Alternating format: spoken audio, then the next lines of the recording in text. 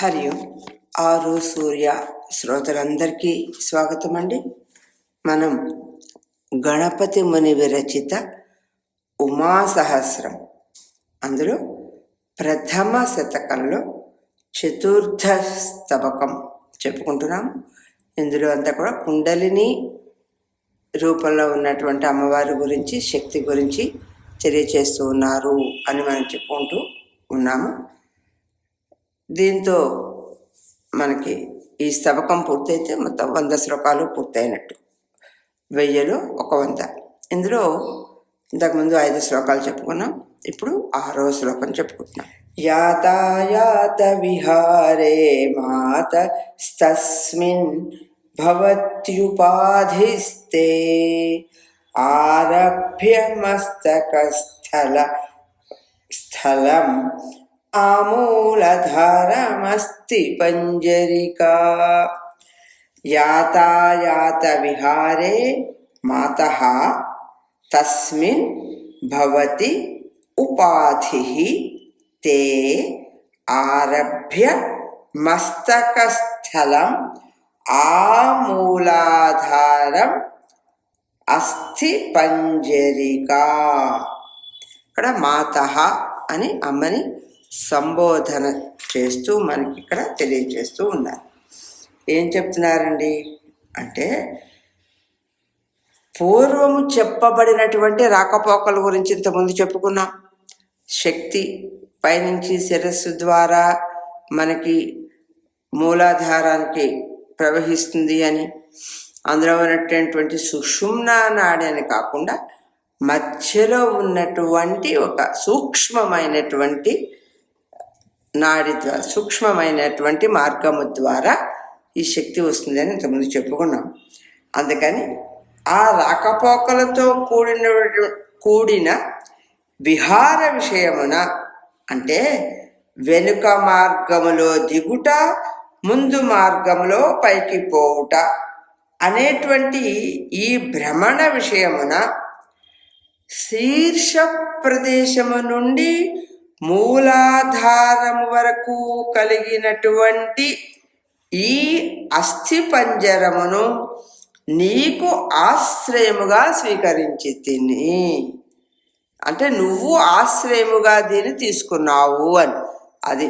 ఇది అర్థమైతే మనకి ఈ దేహము ఎందుకు, ఈ దేహం యొక్క ఉపయోగం ఏంటో తెలుస్తుంది. ఈ శక్తి పైనుంచి వెనక మార్గంలో వచ్చి ముందు మార్గంలో పైకి వెళ్ళడానికి ఈ అస్థి పంజరంతో చేసినటువంటి ఈ శరీరం అమ్మకి ఆశ్రయమైనది. ఇది అర్థం చేసుకుంటే మనం ఈ శరీరంతో చేసే పనులన్నిటికీ కూడా మనం ఎంతో ఆదరంగా, గౌరవంగా ఉంటాం. రైట్? అయితే నృతనుషు విహరంతీం త్వాం ఉపాధి వీణాకృతేర్జగన్మాతః సాదృశ్యాత్ కుండలినీం పరోక్షవాద ప్రియాః ప్రభాషంతే. అది దీన్నే కుండలిని అంటారు అని చెప్తున్నారు. నృతనుషు విహరంతీం త్వాం ఉపాధి వీణాకృతేః జగన్మాతః సాదృశ్యాత్ కుండలినీం పరోక్షవాద ప్రియాః ప్రభాషంతే. అంటే అమ్మా జగజ్జనని, నృ తనుషు అంటే మనుషులు, నరుల యొక్క శరీరములో ఇలా పై విధముగా విహరించుచున్న నిన్ను ఆశ్రయముగా ఉన్నటువంటి ఈ అస్థి పంజరం, నీకు ఆశ్రయముగా ఉన్నటువంటి, అంటే ఈ శక్తి ప్రవాహానికి, గమనాగమనానికి, రాకపోకలకి ఆశ్రయముగా ఉన్నటువంటి ఈ అస్థి పంజరము వీణాకారమును పోలియుండుట చేత గూఢ విద్యలు చెప్పేటువంటి వాళ్ళు, ఆ భాషణ ప్రియులు ఏమంటున్నారండి అంటే దీన్నే కుండలిని అని అంటున్నారు. అంటే కుండలిని విషయంలో ప్రాచీనులు ఏమని చెప్పేవారండి అంటే, సర్పము తన దేహమును చుట్టగా చుట్టుకొని నిద్రించుచు మెలకువ రాగానే దేహమును దీర్ఘము గావించి పడగను పైకెత్తి మీదికి లేస్తున్నట్టుగా ఉన్నటువంటిది ఈ కులకుండలము అని పేరున్నటువంటి మూలాధారమున నిద్రించుచున్నటువంటి ఈ శక్తి యోగ ప్రభావము వలనే మేల్కాంచి పైకి పోయి శిరస్సునందలి సహస్రారమునందు ఆ సర్పము ప్రవేశించును. అందువలన మహాశక్తి కుండలిని నామమును ప్రసిద్ధమైనది. కుండలిని నామము ప్రసిద్ధమైంది అని చెప్తున్నారు. అంటే ఇప్పుడు చెప్పిన తాత్పర్యాన్ని ఇంకొంచెం వివరించి మనకి ఇందులో తెలియజేస్తున్నారు. ఆ సర్పము మెలకు వచ్చినప్పుడు విజృంభించి తన శరీరాన్ని విశాలము చేసి సహస్రారం దాకా వెళ్ళడం, ఆ గమనికను ఆ సర్పం అంతకుముందు చుట్టుకుని ఉండడము చూసి దీన్ని కుండలిని శక్తిగా ఇది కొందరు పూర్వీకులు వర్ణించి ఉన్నారు అని చెప్తూ ఉన్నారు. అంటే దీనికి ఆధారం కూడా మనకి ఇక్కడ చెప్తున్నారు. ఆనందలహరి శ్లోకములో శ్రీ శంకర భగవత్పాదులు ఈ ప్రస్తావన చేశారు అని. అవాప్య స్వాం భూమిం భుజగనిభ మత్యుష్ణవలయం అని. అంటే స్వం ఆత్మానం కృత్వా స్వపిషి కులకుండే కుహరిణి అని. అంటే నిన్ను ఈ శరీరాన్ని ఆధారంగా చేసుకుని అమ్మ శక్తిని తీసుకుని ఒక సర్పంలాగా మానవుని యొక్క శరీరంలో ఉన్నది కనుక ఇది కుల కుండలిని అనేటువంటిది, ఇది కుహరిణి అని మనకి శంకరాచార్యుల వారు తెలియజేశారు అని ఒక మనకి మరొక ఆధారం చూపిస్తూ ఉన్నారు. నభస శీర్షద్వారా ప్రవహంతిం య ఇహ విగ్రహే శక్తిం అనుసందధాతి నిత్యం కృతినస్తస్యేతరైరలం యోగైః. నభసః శీర్షద్వారా ప్రవహంతిం యః ఇహ విగ్రహే శక్తిం అనుసందధాతి నిత్యం కృతినః తస్య ఇతరైః అలం యోగైః. ఇందాక కూడా యహ అన్నారు, యా తర్వాత విసర్గ, ఇహ అనే దగ్గర హకారం, ఇక్కడ అనేటువంటి అర్థం. దీనికి ఏం చెప్తున్నారండి అంటే ఇక్కడ నభసహ అంటే ఆకాశం నుంచి, శిరస్సు ద్వారా దేహమందు ప్రవహించుచున్న శక్తిని నిత్యము దర్శించు ధన్యునకు ఇతర యోగముల యొక్క అవసరము లేదు కదా. అంటే ఏంటండి, ఇందులో ఈ శక్తిని దర్శించినటువంటి వాళ్ళకి ఇతర యోగముల యొక్క జ్ఞానము కూడా కలుగుతుంది కనుక వాళ్ళకి వేరే యోగం యొక్క అవసరం లేదు అని తెలియజేస్తున్నారు. సర్వేషు విశసి తుల్యం నిర్గచ్చసి తుల్యమంబ భువనానాం జ్ఞాతా చేదసి శక్త్యై నజ్ఞాతా చేద్ భవసి అంటే భవస్యహం కృత్యై. చూసారా ఏం చెప్తున్నారండి, ఆ శక్తి గురించి తెలుసుకున్నవాడు ధన్యుడు, తెలియని వాడిలో కూడా ఈ శక్తి ప్రవహిస్తూ ఉంటుందండి. కాతే అతనికి ఆ జ్ఞానము లేనటువంటి వాడు అహంకారంతో ఎటైనా వెళ్ళొచ్చు, మీరిన దుష్టమైన అహంకారంతో నిండి ఉంటాడు అని చెప్తున్నారు. అంటే సర్వేషు విశసి తుల్యం నిర్గచ్చసి తుల్యం భువనానాం జ్ఞాతా చేత్ అసి శక్త్యై న జ్ఞాతా చేత్ భవసి అహం కృత్యై.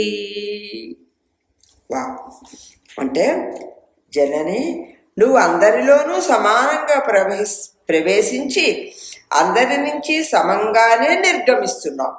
నీ శక్తి గమనాగమనం అందరిలోనూ సమానంగానే ఉంది.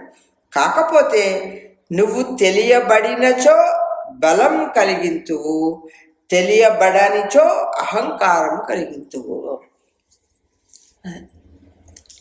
ఏదైనా కూడా ఒక సిద్ధి, ఇది ఒక సిద్ధి అంటే ఏదైనా పని చేస్తున్నాడు, మంచి పనులు చేస్తున్నప్పుడు మనలో ఒక శక్తి కలిగి మనకే ఆశ్చర్యం కలిగేలా, కానీ మనల్ని చూసేటువంటి వాళ్ళకి ఆశ్చర్యం కలిగించేలా కానీ మనం ఏమన్నా చేస్తున్నాము అంటే తెలుసో తెలియక మనం ఆ శక్తి మనలో ప్రవహిస్తోంది అనేది మనం గుర్తించి వెళ్తే ఆ బలం ఇంకా మనకి పెరిగి మన ద్వారా ఆమె పనులు చేయించుకుంటూ ఉంటుంది.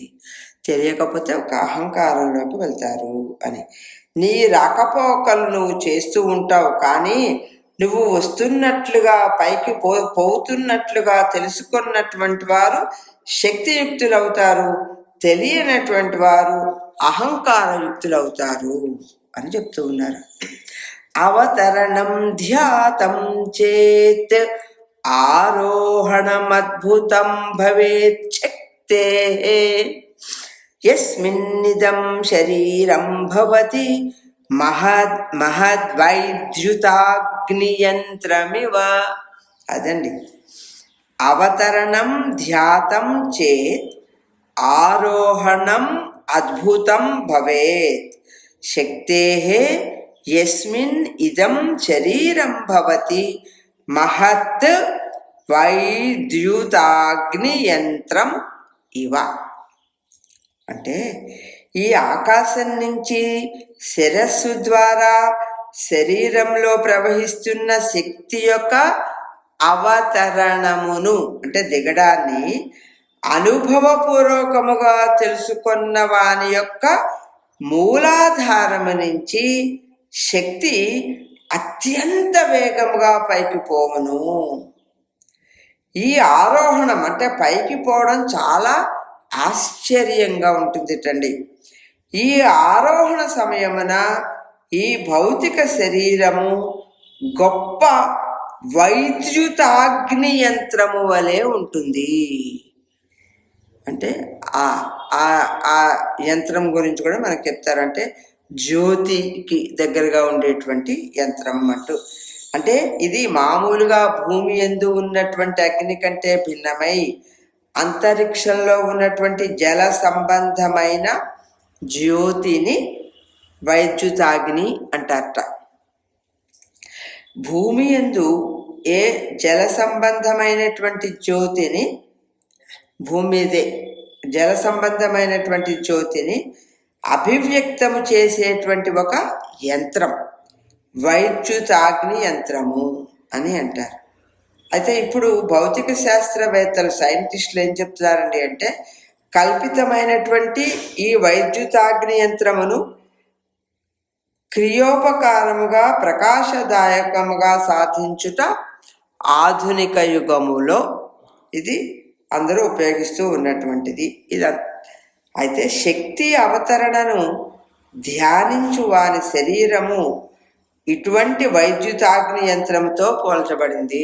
ఇటువంటి ఎలక్ట్రిసిటీ అండి, ఒక మెషిన్ మనలో ఉన్నట్టే. ఇదే శక్తి అవతరణమును ధ్యానించుట వలన కలిగేటువంటి ఫలము. ఏ పని చేయడానికన్నా శక్తి కావాలండి. అందుకని మనం ఏదైనా సాధిస్తున్నామంటే శక్తి వలనే సాధిస్తున్నాం.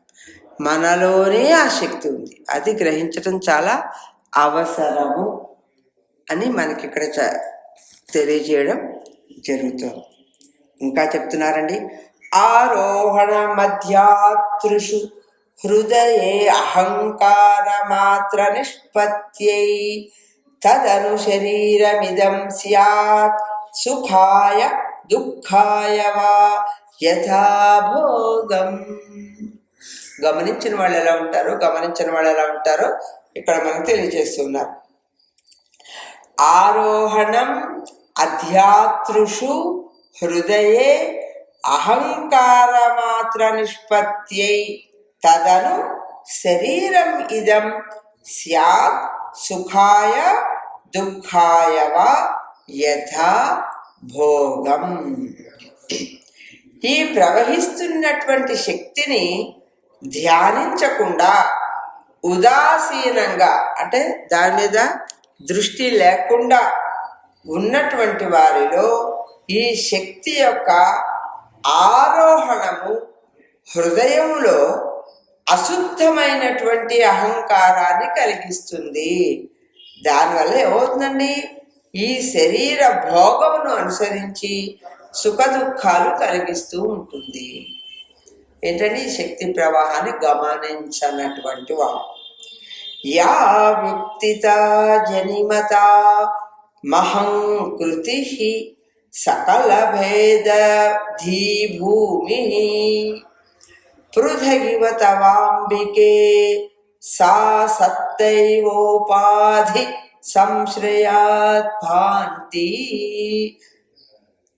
యా వ్యక్తితా జనమితాం అహంకృతి సకల భేదధీ భూమి పృథక్ ఇవ తవ అంబికే సా సత్తా ఏవ ఉపాధి సంశ్రయాత్ భాంతి.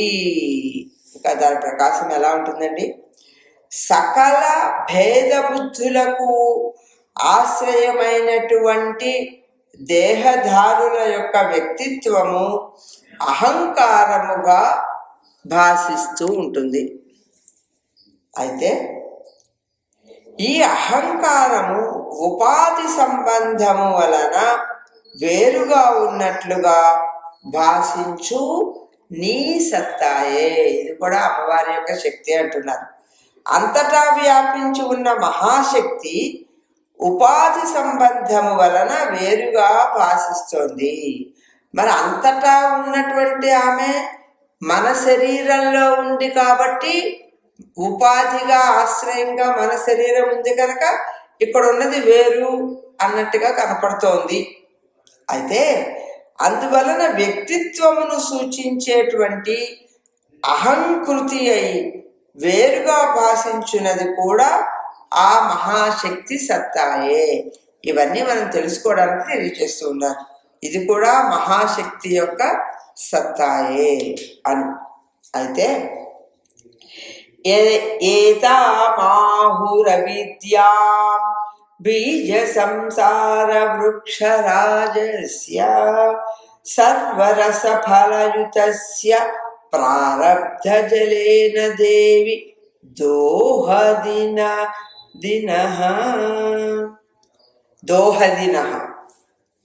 అంటే అంటే ఏంటండి, దీన్ని ఇక్కడ దాన్ని స్పృహ కలిగినటువంటి వాళ్ళు దాన్ని ఎట్లా ఉపయోగించుకుంటూ ఉంటారు అనేటువంటిది ఇక్కడ చెప్తూ ఉన్నారు.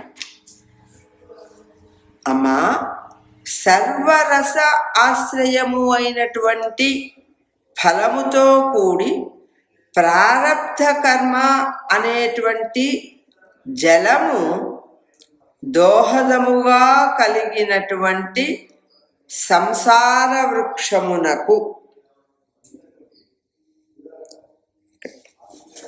సహకారి దోహదిగా ఉంటే భేద దృష్టి రూపమైనటువంటి అవిద్య కారణము, అజ్ఞానము దీనికి కారణము.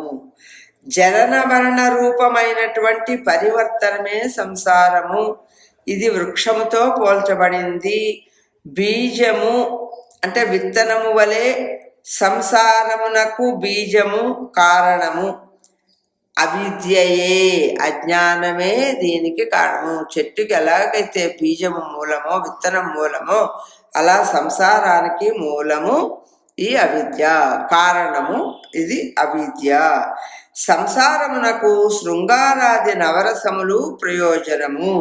వృక్షమునకు తీపి చేదు మొదలగు 6 రుచులు ఫలము. సంసారమునకు ప్రారబ్ధ కర్మ స్పృహ కలిగేలా చేయడం అంటే సహకరిస్తుంది. వృక్షానికి జలము దోహదము.